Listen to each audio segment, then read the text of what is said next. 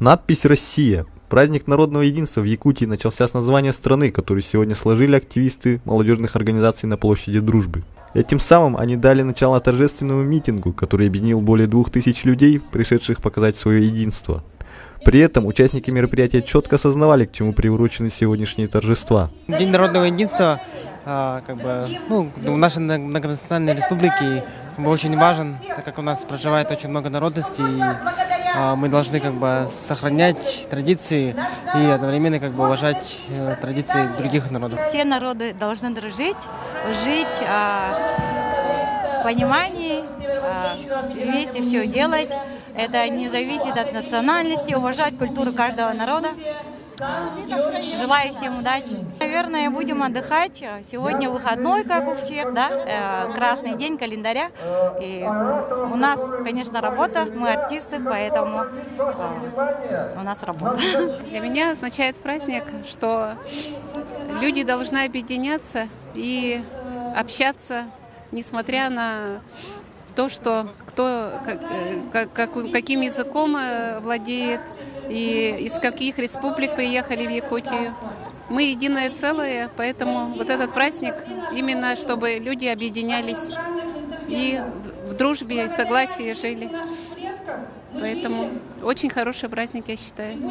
Мы с семьей совместно, просто семейный выход, культурное кино пойдем, расскажу, где я была, что я видела.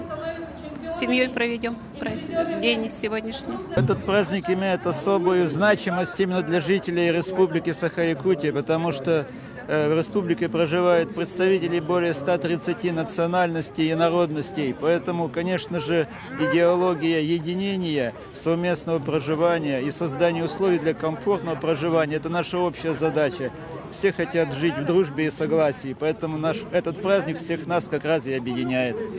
Как я считаю, праздник 4 ноября, День народного единства, он приурочен именно к тому, что российское общество вообще в 1612 году вообще осознало себя как единый народ.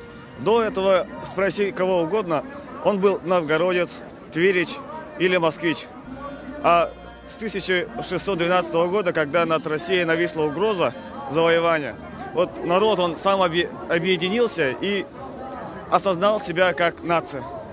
И с тех пор мы живем в одной многонациональной, многорелигиозной стране России. Я как историк воспринимаю это лично для себя очень сильно. Вот даже наш курс вообще, он собирается в этот день, и дружно проводит этот праздник. Это как, как Новый год.